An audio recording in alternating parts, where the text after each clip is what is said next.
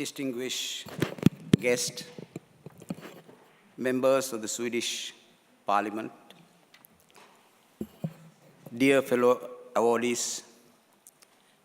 and very dear friends in the field of human rights, I am honored, at the same time very much humbled, at the reception of the Right Livelihood Award, both for myself as well as for the organization I represent, the Asian Human Rights Commission.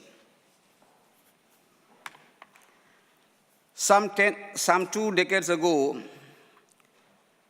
the Asian Human Rights Commission was confronted with the problem of widespread impunity in most Asian countries where perpetrators of such grave crimes such as enforced disappearances, extrajudicial killings, torture and ill-treatment, and sexual abuse of women, and many other forms of such human rights, were able to get away without any legal consequences. We felt helpless. Then we posed ourselves a question and posted that question in the wall of our office. That question was, what can we do when it appears that nothing can be done? What we have done and thereafter was in fact a result of the responses we developed to that question. The first recipient of this award from my country, Sri Lanka, Justice Veeramantri, in 2007, in his speech, said, quote, "The gulf between law and reality, between professions of good intentions and the practice of them, between what is proclaimed in the books and what is practiced in the field has grown in abysmal proportions." Quote close. Our own experience was this abysmal gap between what is actually happening and what is proclaimed as human rights. The work we have done began as a personal experience of mine, that of being confronted with the imminent risk of disappearance as a result of the work I did as a lawyer, just the ordinary work of a lawyer on behalf of my clients. Knowing the patterns of what was going on, I knew the time available was not very much, and therefore, in a hurry, I left my country.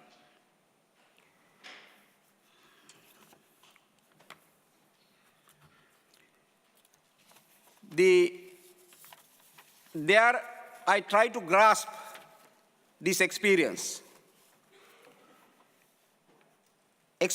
of the facing a disappearance where the plea of innocence is not a valid plea. And that was not just my fate, but the fates of literally tens of thousands of people. I realized that the laws in the books does not by themselves protect people. We had plenty of such laws. However, what protects people are the functional institutions of a democracy, of a rule of law system. The functioning policing system, functioning prosecutor system, and a functioning judicial system is what is needed to protect people.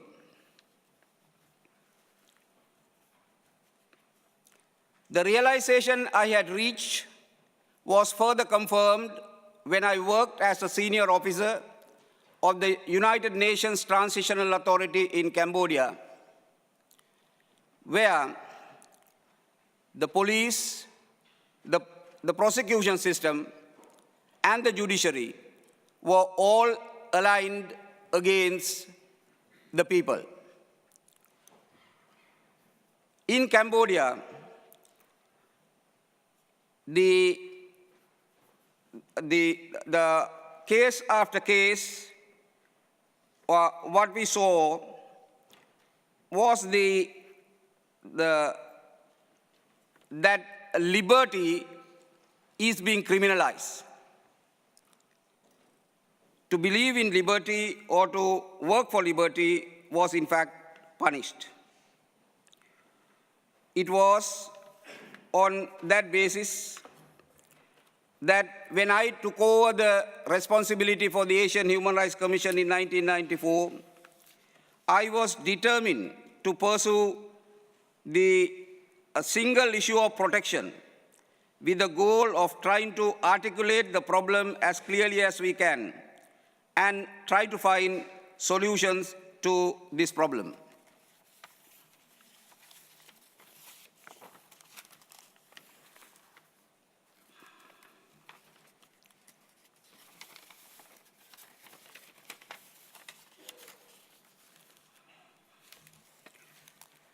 The method we have adapted was meticulously to document individual violations and tell the story of each of the cases. We call this a story approach as against the statistical approach, which was then the most prevalent approach of the time. We try to support the victims by litigation, by psychological assistance and other means. Thereby, we got to know the frustrations and the situation faced by the victims. Above all, we learn the appalling conditions of policing, prosecution, and judicial systems that prevailed in all countries of Asia.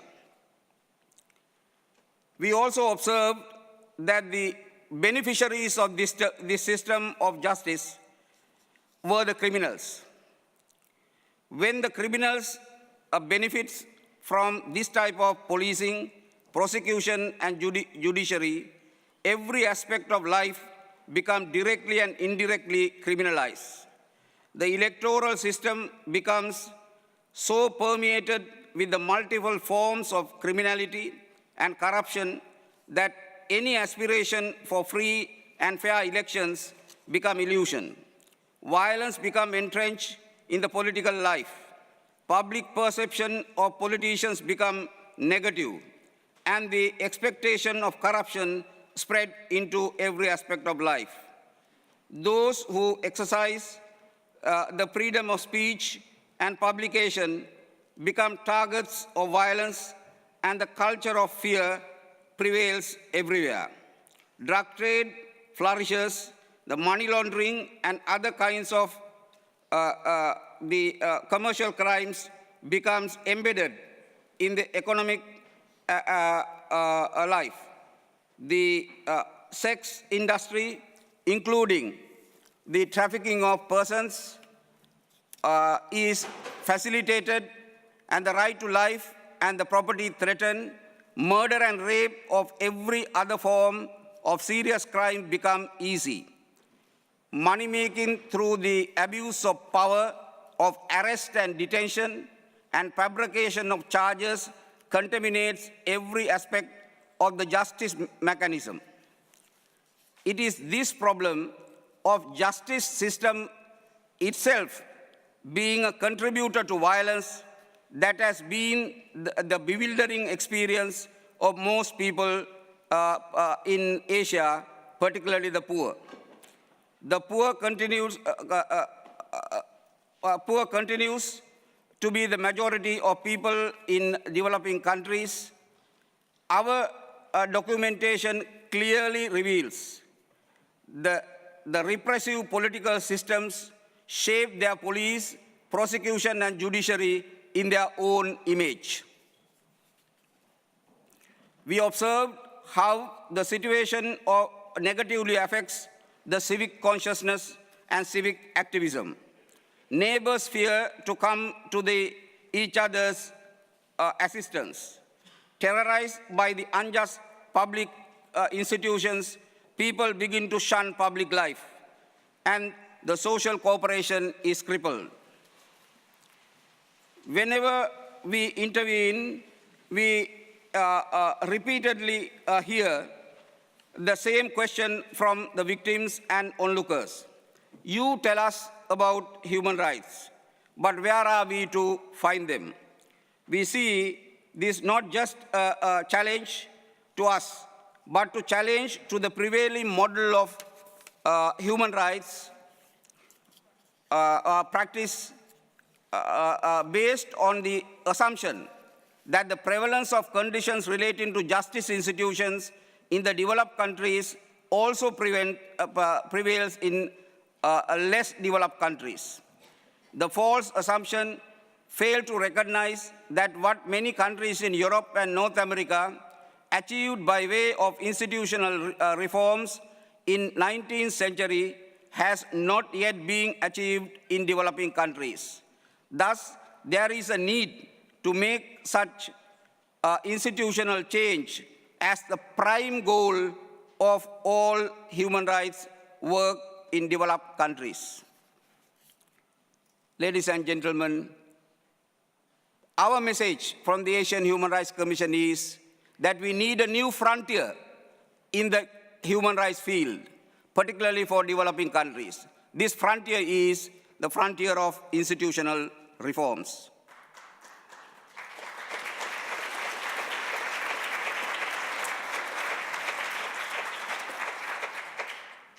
To achieve this, we think we have an influence on the public opinion of all these countries as well as globally. So we try to share everything we have learned through the documentation with large audiences by using the new communication technology. This is the strategy we followed, and all the rest of our activities is just the details. We chose to make the observation about the practice of torture and ill-treatment the core of our work. The rationale for that choice is the extent and the manner of torture, and the attitudes that supports this practice are the clear manifestation of the true nature of justice institution in a country.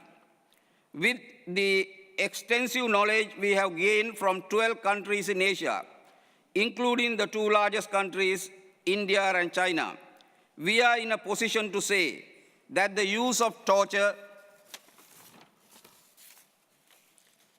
and ill-treatment associated also with extrajudicial killings of various sorts is the backbone of the practice of so-called system of justice.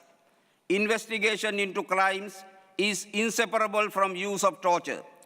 Prosecutors and the judges accept such practices as inevitable part of the system.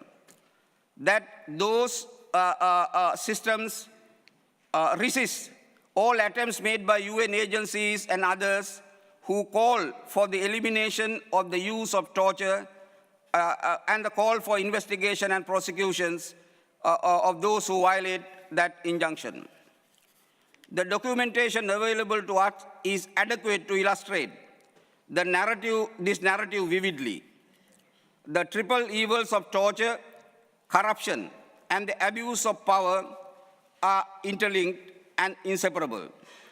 It is not surprising that those persons who in developed countries have been brought up in a different environment where the protection is entrenched is at a loss when confronted with what is actually occurs in places where the triple evil determines the environment. The gap undermining the human rights situation between many from developed countries and those from the developing countries is their life experiences. Some experience the absence of law, others, to a great extent, experiences the protection rule of law. One of the lessons we have learned is that the justice problem of developing countries is to be resolved. Everything possible must be done to create greater dialogue among developed countries and developing countries, and those who care for democracy and human rights. The maintenance of human rights movement need to respond positively and dynamically to the problems of institutional reforms. Many colleagues, volunteers, supporters, and above all, victims of all forms of violations of human rights have joined us and have contributed to our efforts. It is on their behalf that I accept this prestigious award. Right Livelihood Award Foundation, by recognizing our work, has helped to spread the message of the pressing need for institutional change in the policing, prosecution, and judicial system in developed countries. I hope the need for institutional change of justice system will receive much needed attention from Sweden and other developed countries. We can give you the assurance that efforts by you to contribute for this aim will bear fruits thousandfold. Ladies and gentlemen, the people who are searching for justice in Asia needs your support.